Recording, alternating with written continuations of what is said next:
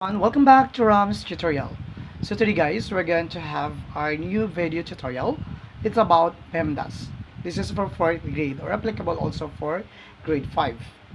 Talking about PEMDAS, when you talk about PEMDAS, P stands for parenthesis, E exponent, M multiplication, D division, A addition, S for subtraction.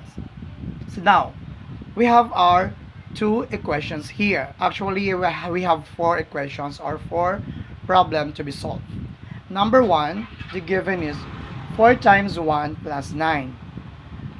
So, ang gagawin po natin dito guys, since una is naka-parenthesis po, ito po yung una natin na isosolve, this one. Okay, dahil nasa loob po siya ng parenthesis. Uunahin natin yan pag-solve. Let's do this. First, 4 times 1. So, we know the answer is 4. Yan, nilalagay natin dyan. Then, ito na po ang isusunod natin. Which is plus 9 or positive 9. We're going to write here. Kailangan po, pantay po siya. And dito natin ilalagay ang final answer. We need to combine 4 and 9. Ganyan po. Okay? So, 4 plus 9. Ilalagay natin dito ang sagot po.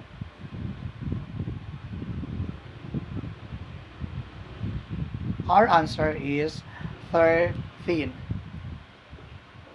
Okay?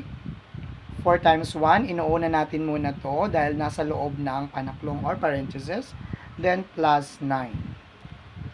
This is for the 4th grade.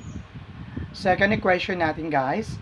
9 times 5 minus 9. So, same pa rin. Unahin natin dahil nasa loob siya ng parenthesis or panaklong.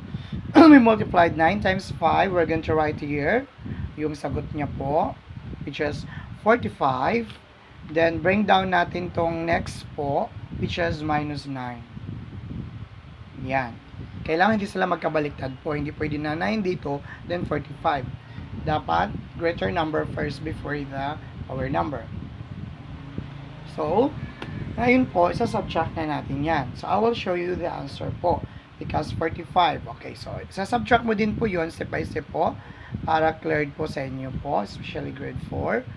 Then, subtract po 5 and 9 cannot be, so borrow, magiging 15. 4 becomes 3. Okay, now, you can subtract 15 minus 9.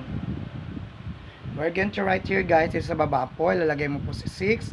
Then, ito si 3, ibababa mo po yan dito. Okay? Yun po yung sagot natin na ilalagay dito po.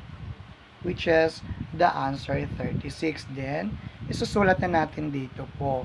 Para meron na po siyang sagot. Ganun din yung sa number 1. Ilalagay din natin dito yung final answer. Para hindi po maguluhan si teacher kapag nag-check po. Now, next, meron pa tayo ditong number 3 po.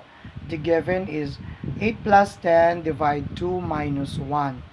Since we're talking about PEMDAS po, unahin po natin si sino po?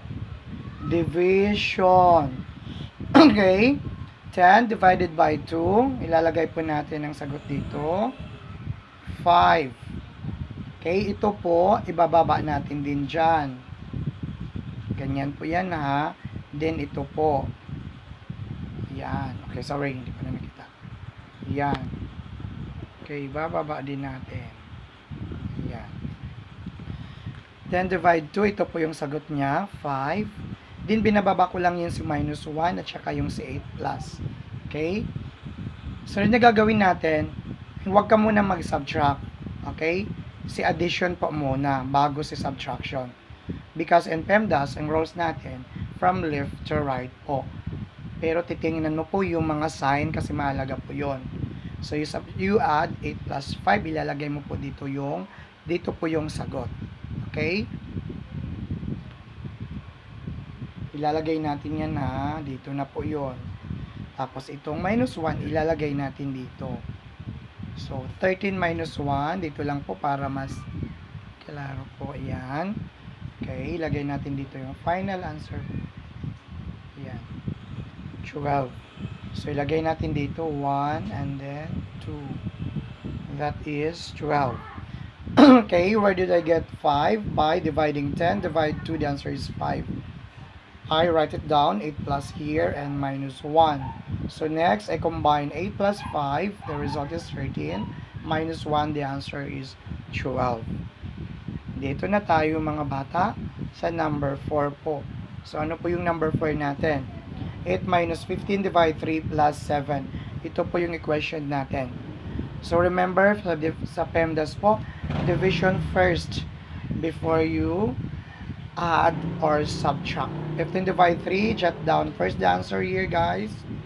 Yan po yung 5 natin. So ito po, ibababa ko lang po dito. Yan, naging 8 minus 5. Tapos ito po, ibababa ko din yan. Plus 7. Diba? Para klaro po. Tapos, lagay ko dito ng equal sign. Then, we need to add muna. Huwag kang mag-subtract ng 8 minus 5 plus 7. Although we can do that from left to right. Pero, in our rules, kailangan add muna. Okay, yan. Okay. 5 plus 7. So, you need to add. Ilalagay natin dito. 12. Then, bababa natin si 8. Yan. Which are, pwede pa ba 8 minus 5? Pwede din 3, then plus 7. But, dito po meron tayong mga sinusunod na mga rules ha. Okay, sa 8, sa 12, bawasan ni 8 po. So, ilalagay natin dito yung sagot.